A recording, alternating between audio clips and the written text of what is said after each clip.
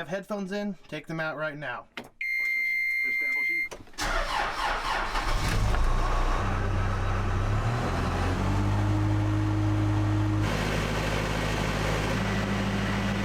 It's not really a great sign of our progress with tillage season when it's the 20th of December and our disc gripper is not even put away.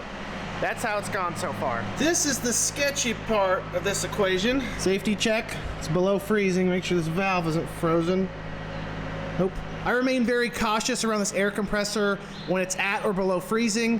On multiple occasions, ice crystals have built up in this air exchanger right here, and it has literally exploded outward. I have some PTSD and some hearing loss from that, so I kind of started it and run away. That relief valve we checked was an addition after the first time it happened, but it still did it again a second time, so we've replaced that part twice. We are gonna get all of our ducks in a row and away from the air compressor. Okay, 3, 2, 1, go! Nothing quite like the smell of diesel exhaust to really flavor your lungs in the morning.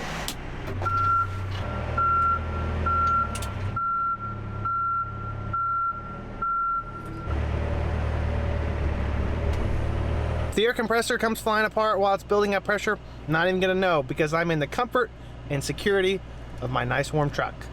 Not only from dangerous flying objects, but also from the very cold weather. I got a little sensitive baby hands.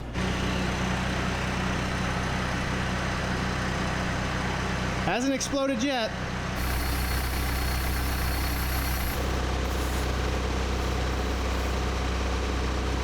It's not exactly terribly surprising that we have tire pressure issues in this backhoe, considering the fact that it's been treated like a demolition derby car its entire life. We are currently missing our 9400 International semi truck. It's in at our service shop getting a new head installed. Completely torn apart right now. Hopefully we have it back in the next week or two so we can start hauling some of this nice high-priced grain. That's mildly inconvenient. Guess we're not gonna have any heat. Made an unnecessary trip to the fuel tank, considering that we have a full tank of fuel. Usually it's the opposite. I forget to come to the fuel tank and we have low fuel. Don't want to swipe this truck. It looks expensive.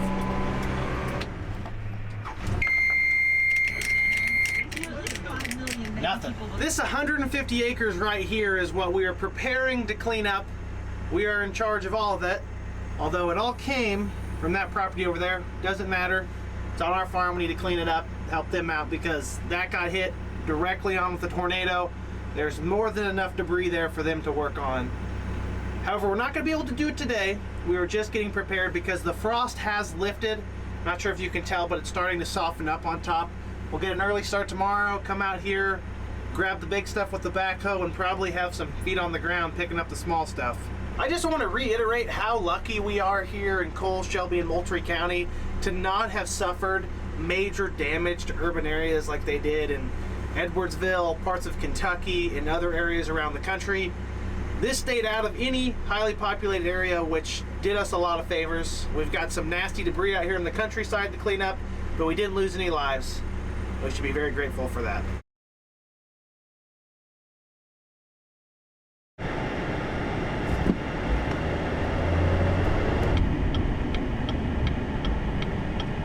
Nothing quite as exhilarating as just cranking it up to 110% first thing in the morning. I'm not exactly looking forward to this project, but as they say, you gotta get started to get finished. Brr, she looks cold. Not even entirely sure that this is going to be firm enough to get this done. We left the backhoe overnight about a quarter of a mile away from our scrapyard at our Pioneer dealer and neighbor's field here. There's a little bit of a crust. Just gonna have to find out somehow. I'm getting back in the truck while this warms up. Don't have to tempt me with a good time. You don't realize how nice it is to have a functioning heater until it's 20 degrees outside and your windows are iced over and you can only see out one direction. But that's the only direction we need to see, so let's get at it. Or as my festive sweater would say, let's get cracking. Got this at Walmart. Best $10 ever spent. This is wildly inconvenient to say the least. Here's our stop. Tiny sit rep before we get started. We're gonna try to get this done as quick as possible because we wanna move the biggest stuff close to the road before it thaws out, and then we'll worry about what we're gonna do with all the scrap metal later. If we leave them there, maybe we'll get a dumpster or a truck, we can take them into the scrapyard later. We're gonna get them off our farm.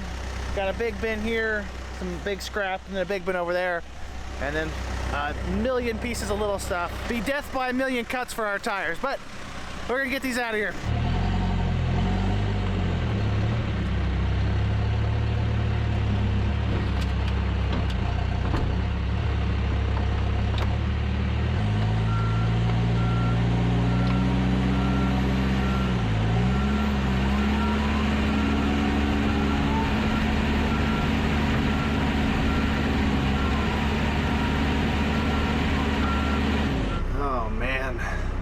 This is almost worse than it looks from the road.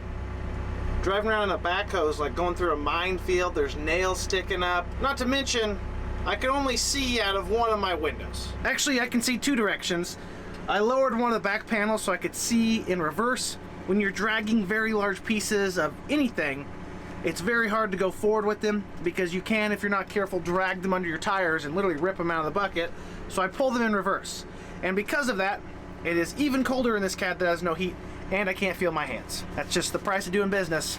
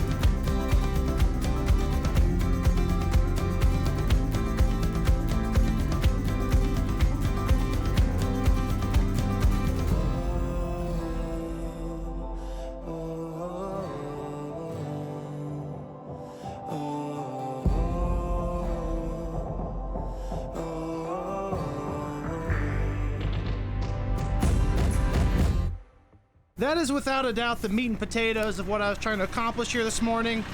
While we still have some frozen ground though, I am going to venture out onto this nice debris-filled field to pick up these large pieces of tin, scrap, and probably some nails in the tire.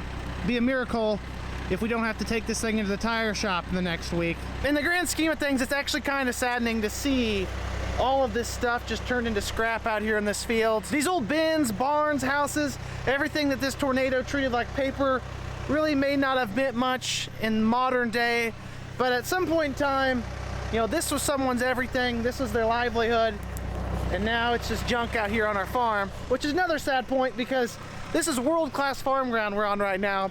The type of dirt with this market that sell for easily $15,000 plus an acre, and now it's just a junkyard. And I'm the trash man today, so let's get to it. It only took a short hour and a half, but I can finally see out all my windows. That's good for my visibility and bad for my productivity because if the ice is thawing off the windows, that means the ground is also softening up. And we really don't want to pack this stuff down any more than we already have this year. So I get to pull a plug here soon, which stinks because the boss just showed up to help. I was running solo here all morning.